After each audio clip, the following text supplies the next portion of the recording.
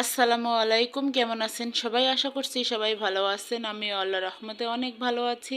আজকে সকালের নাস্তা দেখে দিয়েই শুরু করলাম, আপনাদের সাথে যুক্ত হলাম সকালের নাস্তা থেকেই।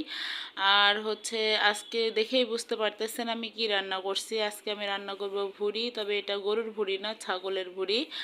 আর ছাগলের ভুড়ি আমরা মেয়েরা, আমি মনে করি সবাই খুবই পছন্দ করি।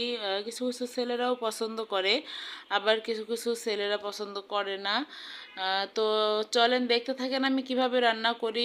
আর তার আগে আমি বলে রাখি, আপনারা যদি আমার চ্যানেলে নতুন হয়ে থাকেন অবশ্যই আমার চ্যানেলটি সাবস্ক্রাইব করে দিবেন, লাইক কমেন্ট শেয়ার করে দিবেন, পাশে থাকা বেল বাটনটি অন করে দিবেন, যেন সমস্ত নতুন নতুন ভিডিও ছাড়ার সাথে সাথে নোটিফিকেশন আপনার ফোনে চলে যায়। আর অবশ্যই পুরো ভিডিওটি দেখার অনুরোধ রইল, কারণ আমি খুবই কম টাইমের ভিডিও ছাড়ি, যেন আপনাদের দেখতে কোনো বিরক্ত না আসে এই জন্য।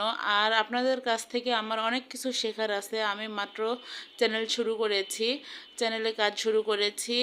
ইউটিউবে আসা আমার অনেক দিন হচ্ছে, কিন্তু আমি কন্টিনিউ করতাম না, ব্যস্ততার কারণে এটা করা হয়ে উঠতো না। তো এই যে কথা বলতে বলতে রান্নাটা অনেক এগিয়ে এসেছে।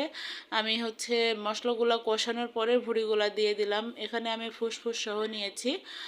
আর মশলার মধ্যে আমি দিয়েছি আদা বাটা, জিরা বাটা, রসুন বাটা, মরিচের গুঁড়া, হলুদের গুঁড়া, গরম মশলা গুঁড়া, এগুলা দিয়ে আমি সুন্দর করে এই যে কষিয়ে নিচ্ছি। আপনারা অবশ্যই কমেন্টে জানাবেন আমার রান্নাটি কেমন হয়েছে। আর যদি ভুল ত্রুটি করে থাকি তাহলে অবশ্যই ক্ষমা সুন্দর দৃষ্টিতে দেখবেন। আসলে আমি মনে করি মানুষের শিক্ষার কোনো শেষ নেই, মানুষ যে কোনো বয়সে যে কোনো পরিস্থিতিতে শিখতে পারে। তো আপনাদের কমেন্টের মধ্যে দিয়েও দেখা যাচ্ছে যে আমি অনেক কিছু শিখতে পারি। এরকম গঠনমূলক কিছু কমেন্ট আপনারা করে যাবেন। আর এই যে কথা বলতে বলতে আমি ভুড়িগুলো কষানো হয়ে গেছিলো, এরপর আমি আলুগুলো দিয়ে দিলাম। আলু দিয়ে সুন্দর করে আবার কষিয়ে নিচ্ছি। তো আমার হালকা একটু ঠান্ডা লেগেছে, তো আপনারা কিছু মনে করবেন না, কণ্ঠ শুনেই বুঝতে পারছেন। আর এই যে আমার রান্না অলরেডি হয়ে গেছে, আমি কোনো ঝোল রাখিনি। তো এটা দিয়েই আমি আজকে রুটি খাবো। এটার সাথে আপনারা পরোটা দিয়েও খেতে পারেন, আমার কাছে রুটি দিয়ে বেশি ভালো লাগে, তাই আমি রুটি দিয়েই খাবো।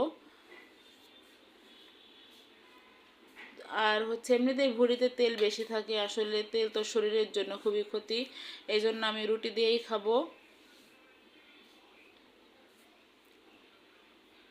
এই যে আমি প্লেটে কিছু উঠাই নিচ্ছি ভুঁড়ি। এটা আমার অনেক পছন্দের একটা তরকারি, সত্যি কথা আমি খুবই পছন্দ করি।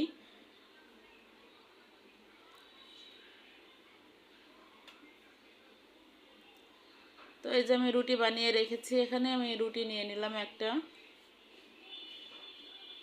আমি রুটিটা সম্পূর্ণ সবসময় আমি ঠান্ডা পানি দিয়ে সেনে তারপরে বানাই, কারণ গরম করে সিদ্ধ একটা রুটি খেতে আমার ভালো লাগে না, এই জন্য।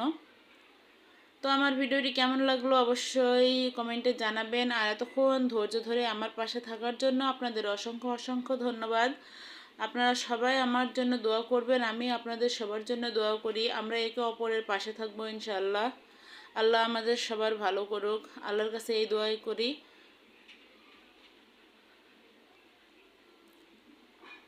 অনেক মজা হয়েছিল ভুড়িটা। আমি রুটি দিয়ে খেয়ে নিলাম, অনেক ভালো লাগলো। আপনারা চাইলে পরোটা দিয়ে খেতে পারেন। সবাই ভালো থাকবেন, ধন্যবাদ সবাইকে, আসসালামু আলাইকুম।